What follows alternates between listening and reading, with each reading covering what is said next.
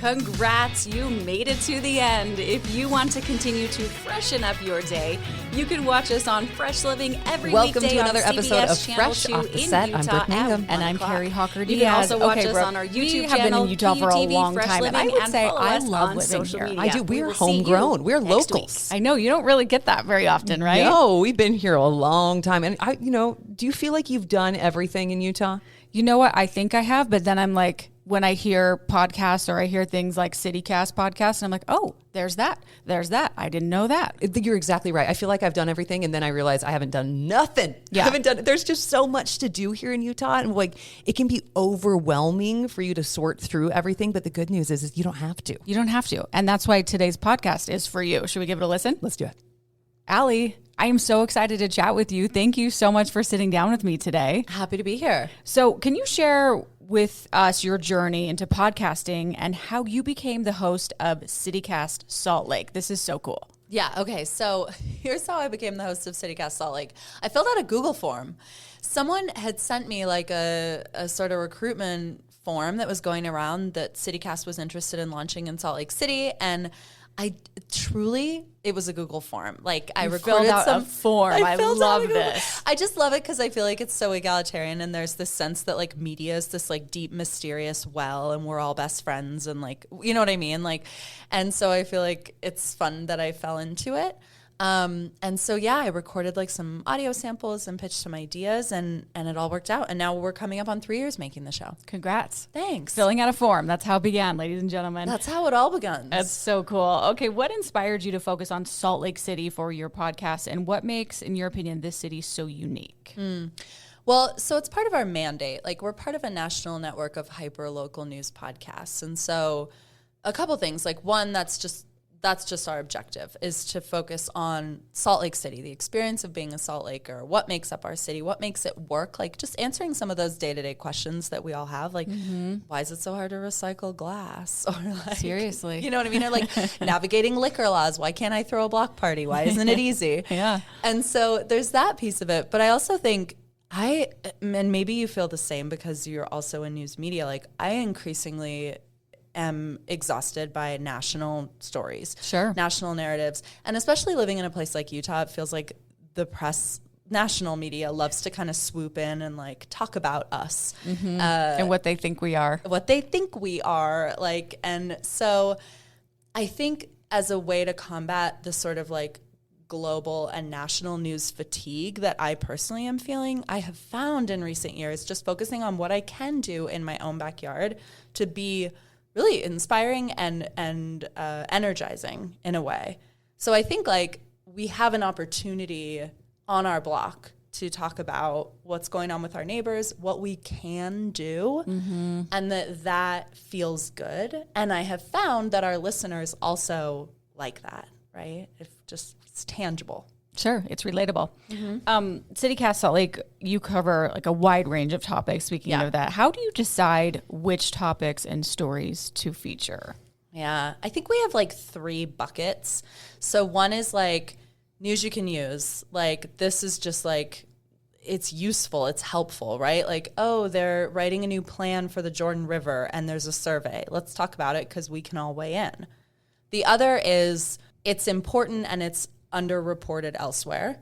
So like, what's happening maybe like on the neighboring Navajo Nation, or like, is there something that's like bubbling up in a neighborhood that's going to become a bigger citywide story soon? And then the third is we think it's fun or cool, right? Like it's kind of the breather bucket. Like we did an episode earlier this year that was the best places to cry in public. In the city. My gosh, that's good, right? Like you would, and the peg for us was that we were getting an H Mart, so it was like crying in H Mart. Like, okay, where else can we cry?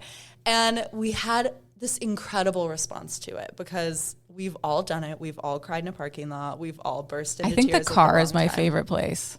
100%, but where in the car? Like, are you pulling up to Sugar House Pond? I'm just driving like a lunatic, just crying. That's where I get my emotions out. Yeah, you're just the moving blue dot on Google Maps, sobbing.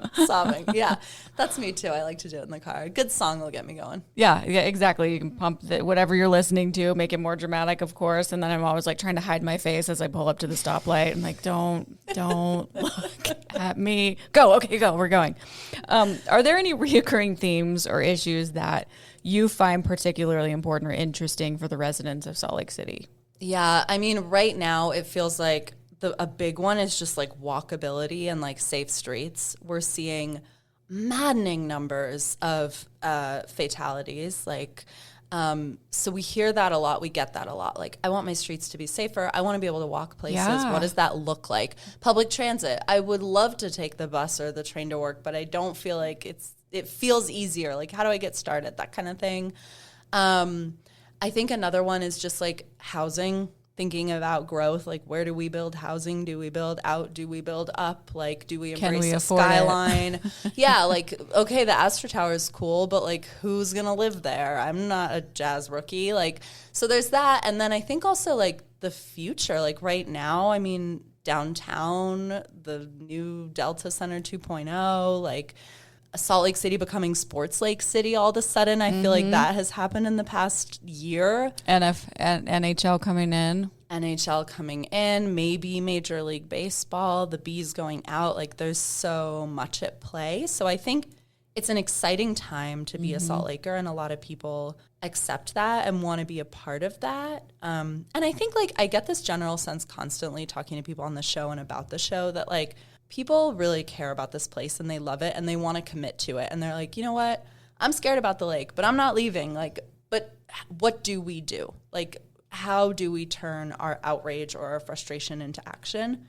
And I think that's where, like, we're trying to figure out how to connect those dots without being like activist-y, right? Like, we stick to facts, but we need to like also help people get connected with action items. Yeah. I think that speaks loudly about our community. Is we really, first of all, we care. We want to make a difference and we want to help, but then we also need to do something about it and take those initiatives to take those first steps to make change. Can you share a memorable story or episode that resonated like really deeply with you, that you like keep thinking about, or that your audience really responded to?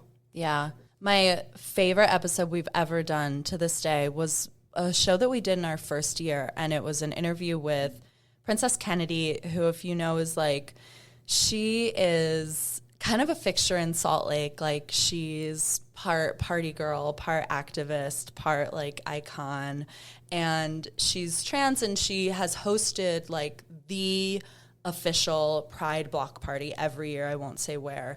And one year, a couple of years ago now, she basically said, I'm done. I'm not hosting this party anymore. I'm kind of getting out. And she agreed to talk to me about her experience and why she was no longer going to host this Pride block party. And the reason was really that she felt like Pride in Salt Lake had become more about the party and the corporate sponsorships and all of that, and less about the true intention of Pride. And The people. Yeah, the people. And she was like, gosh, I'm like, I host this block party and there are people coming to my block party and I can tell that they're like not comfortable with my identity. And I'm like, this is my pride party. Like, you leave, right? And she was just so honest. And like, I felt like the fact that she trusted me to tell that story, I was like, oh, like, we've got something here with this show. Like, you know, we've already engendered some trust. And so, yeah, that was like a really kind of a profound interview. And I think to this day, like every June, I think about it. Like, we need a reset. Our pride needs a reset. I need to listen to that one. Yeah. Very engaging, I'm sure. And speaking of that, how do you engage with Salt Lake City and our community to gather stories and input? Do you hear from people saying like, you know what, you should do a story on this, you should do this? Oh, yeah. Yeah. It's funny because the number one thing that people will approach me about is like profiles. Like, it's like, oh, my friend is doing this cool thing or whatever. And I'm like, if we did that story, you wouldn't listen to it. Like, we find that people don't like as much when we do profile-y stuff. They really like when we talk more about news or issues or like big ideas. I will say, like, I spend a lot of time on like Instagram, TikTok, Twitter, like kind of just scoping to see what people are talking about and what they're interested in. The more time we spend doing the show, more people reach out to me, which is nice. So, you start to get like tips and ideas. And I think the biggest thing is just like being out and about. Like last year, I had a New Year's resolution to have at least one drink at every bar in Salt Lake County. Nice. And I did it. I visited all 216 in the end bars in 365 days. But it's like, oh my God, I got so many ideas, like sitting in a bar in, Harriman, talking to someone who's like, you know what I'm really worked up about. And this year I'm visiting every park. So I'm talking to like a lot of people in parks. And I think it's just kind of hitting the pavement, honestly. Just getting out there and experiencing new things, which can lead to other things. Totally. That's cool.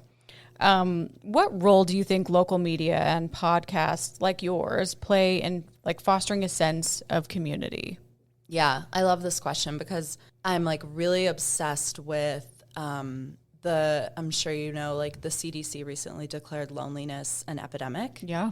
And I think that podcasting is kind of an opportunity to think through loneliness. Like there's this notion that like when you're listening to a podcast, you kind of get to be in the room without the pressure of being in the room. So if you're like not a super social person or if you're shy, like That's you still true. have these like friends by proxy or whatever. That's a really good point. Yeah, and you can like, most people I know listen to us when they're like washing dishes or vacuuming or whatever. They're multitasking and so it gives you that sense of like maybe not even comfort, but maybe just a little bit of community without the expectation of having to like be talking yourself, right? So as part of that CDC study about loneliness, there was this piece in there that 16% of Americans feel very attached to their community. I think that number is maddeningly low. That's like, low. Really low. 16? Really low. 16% feel very attached, very connected to their community. And so, okay, like how can we as local media use our platform to think not just about what information people need to be hearing, but also the like isolating implication of that sort of like information diet. Mm-hmm. And like, how can we also supplement it with community building? So that to me is like kind of the thing that I think we should be exploring now in the next however many 20 years of media, thinking through like the growing distrust. Like, okay, can we offset that by like building community? Let's match it a little better. Around these outlets. Yeah, that's really good. And I'm sure you have your hard days on podcasts and it can be tough. What would you say are some of your biggest challenges in producing CityCast Salt Lake? Gosh, I think one of them is just like the sheer amount of content. So we make a daily show 5 days a week. That's around 20 minutes. Oh, you're daily. Okay. Publishes at 6 a.m. Wow. And then we make a daily newsletter that goes out at 6 a.m. 5 days a week. And we're a team of 4. Wow. Yeah, 4. We're an all-women team, which is unusual in newsrooms. Woo woo. And so it's just like the content production side is so big that we have to be really quick with how we communicate and how ideas get through. And I think that can be really fun because it's like we don't have time to run things up the chain. Like we got to make decisions fast. No time. No. But it can be challenging. Like we have our days where it's like, man, we got to make a show for tomorrow. Like what's it going to be? So there you go. Yeah. On the flip side, what is the most rewarding about what you do?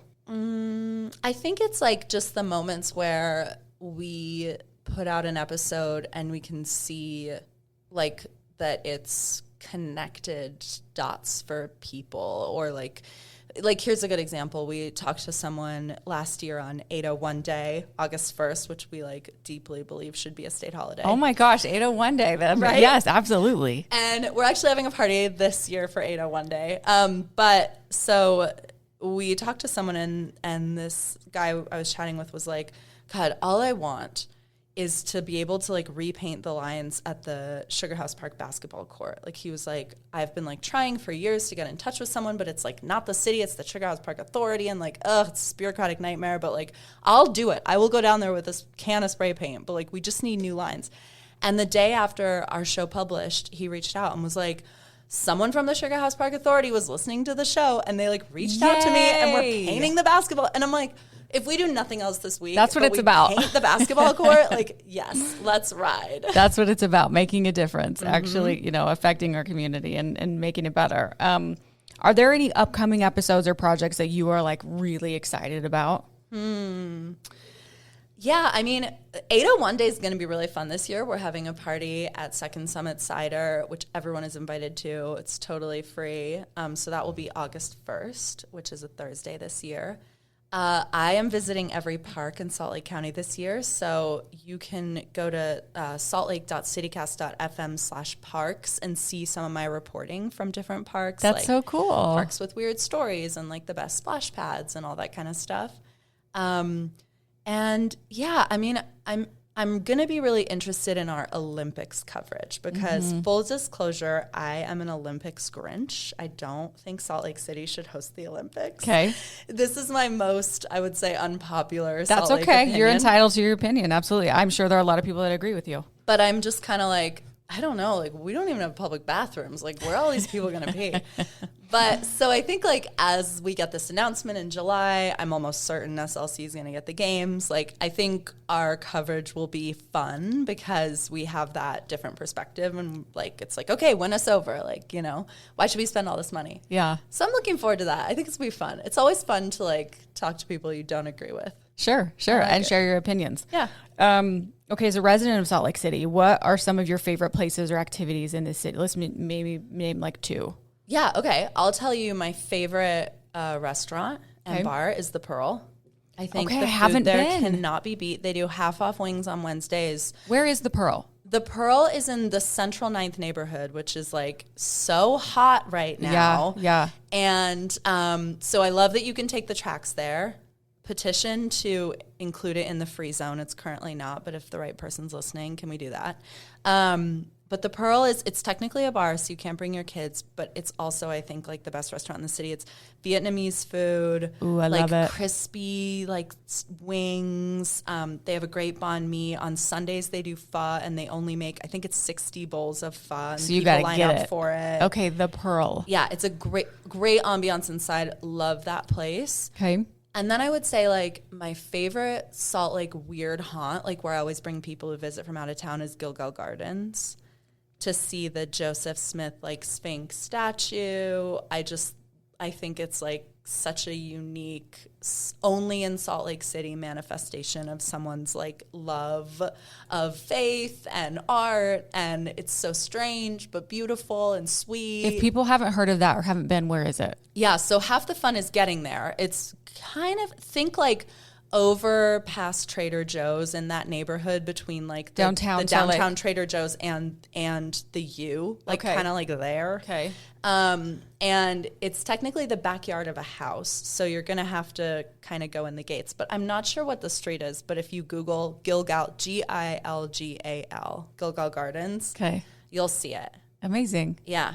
Ooh, these hidden gems. I love it. Mm-hmm. I love it. Okay. Allie, how do you balance your personal life with the demands of hosting and producing a daily podcast when you only have 4 people on your team? I know. I don't know that I do. I'm working on it. I think one piece is just like trying to not be a perfectionist. It's hard when you create something or you're part of building something not to feel emotionally attached to it. Sure. And then at the same time, it's like that feeling that like it's a part of you is, I think, what can make the work really great and really exciting. Mm-hmm. But then you get to a point where you have to really level out and be like, this exists beyond me. This will have a different host one day. This will have, like, this needs to be fully formed. And I have to let go at some point. I have to let go, yeah. And so, like, not everything needs to be looked at by me or whatever. And so I think just slowly being able to, I think part of it is just like having a great team and having colleagues that you trust. And so you're just like, they've got this, we've got this. I can go on vacation, they can go on vacation. Like we have the systems in place to get this done. But I think I also always want like the community feel some ownership over the show because that will help it exist forever, right, whether or not it's me, right? And that in and of itself can also like blur boundaries because people love to give feedback. So I got really good advice once from our chief content officer, and she was like, when people give me feedback and like it's harsh or negative or whatever, which I think like when you're in media, that tends to be the thing that seeps into your consciousness the most. She's like, I like to read it, and then I think, if they're right, what would I do about that? And then I forget about it. And like, just let it go. I think that's really sage. Yeah. I like that advice. Okay, speaking of advice, what would you say to someone looking to start their own podcast? Hire a professional. Okay, there you go. Next question. Done. Hire Check. a professional. It's Okay. so much more work than you think it is. It's worth it to have it sound good. There's tons of talented people who can make your podcast for you. Hire them. A lot of people that know what they're doing. Is there anything else you'd like to share with our listeners about CityCast Salt Lake or about yourself that we didn't cover? I don't know. I don't think so. We covered a lot. I think I would just say, like, check us out. Like, give it a shot. I feel like it's a big ask to ask someone to try listening to a podcast because we already have our faves. It's like trying to introduce a new sitcom to someone's life. Like every time someone tries to ask me to watch a sitcom, I'm like, is it The Nanny? No, I'm not watching that. But I do think, like, give it a shot. There's not a lot like it in Salt Lake. I think we do a great job. And so, listen on your next commute and you might get hooked. You probably will. Okay, we like to wrap things up with the Fresh Five. This is where we get to know you a little better. I'm going to ask you some simple questions. You just say, like, the first thing that comes to your head. Are you ready? Yeah, it's like a Rorschach. Okay, I like it. Ready. She's sitting up tall. She's ready. Dog or cat? Oh, cats are scary. Dog. Breakfast or dinner? Breakfast. Movie night in or movie night out? Out. Bucket of popcorn. Nail art or no? Nail art. Cute.